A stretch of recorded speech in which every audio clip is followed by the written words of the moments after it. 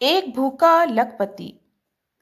Watson نامی ایک لکھپتی سوداگر ایک دن صبح کے وقت کہیں جانے کو تیار تھا۔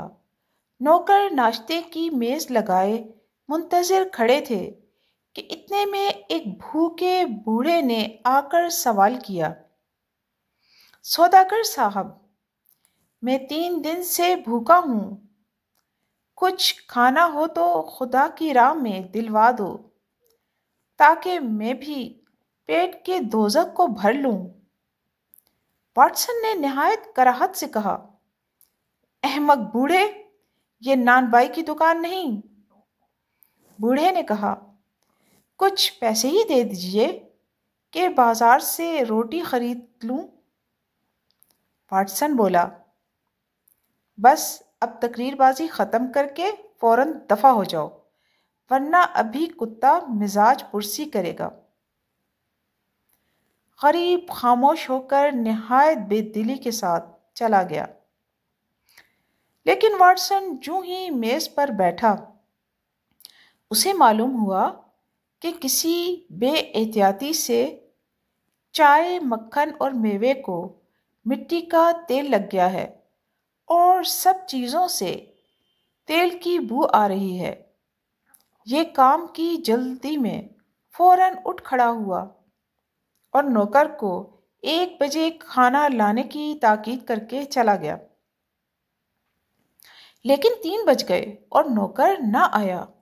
واٹسن بھوک سے بے تاب ہو رہا تھا کہ اس کے ایک معزز دوست نے آ کر کہا، آپ کا نوکر 1 بجے کھانا لے کر آ رہا تھا، اتفاقاً میری موٹر سے ٹکر لگ گئی، کھانا تو برتنوں سمیت گرا ہی تھا۔ افسوس نوکر کو بھی سخت چوٹ آئی، جسے میں اب شفا خانے پہنچا کر اپنے سامنے مرہم پٹی کرا آیا ہوں۔ ڈاکٹر کہتا ہے نوکر چند روز میں اچھا ہو جائے گا، مگر میں اس سوء اتفاق کے لیے معافی مانگتا ہوں۔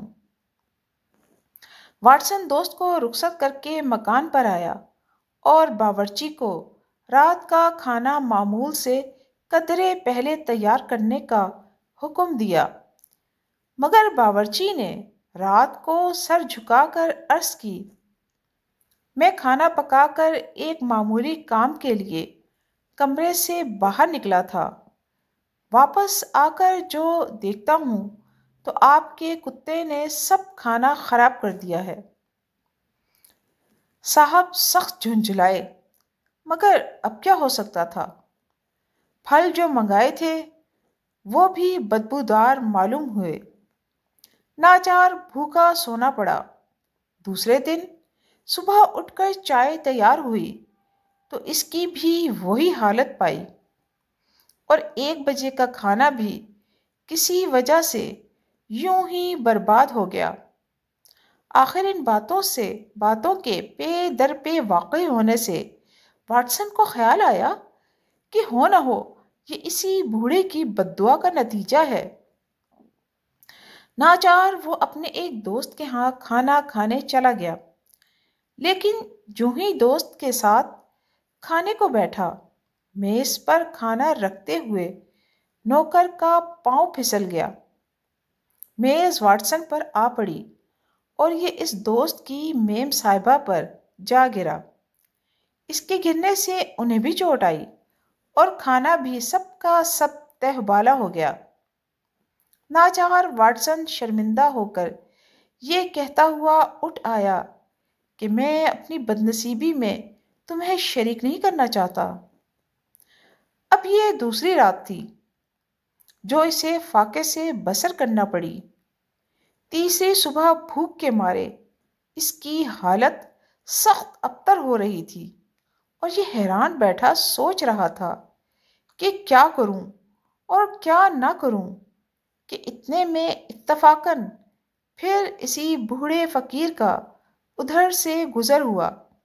واٹسن نے دیکھتے ہی آواز دے کر اسے پاس بلایا اور اپنا سب حال کہہ سنایا۔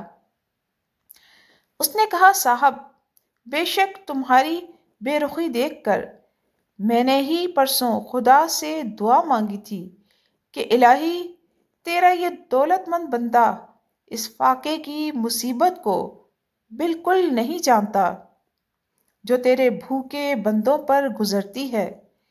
اس کے بعد مجھے تو فوراً ایک جگہ سے کچھ رقم مل گئی، مگر ادھر خدا نے تمہیں بھی اس بے پرواہی کا مزہ چکھا دیا۔ خیر اب تم چل کر میرے ساتھ کھانا کھاؤ، شاید خدا تمہارا قصور معاف کر دے۔ بوڑھے کی بات سنتے ہی لکھپتی بھوکا فوراً ساتھ ہو لیا اور اس کی پرانی فقیرانہ جھونپڑی میں جا کر خوب پیٹ بھر کر بسکٹ کھائے اور چائے پینے کے بعد عہد کر لیا کہ آئندہ میں کسی فقیر کا سوال رد نہ کروں گا۔ سبق آموز کہانی۔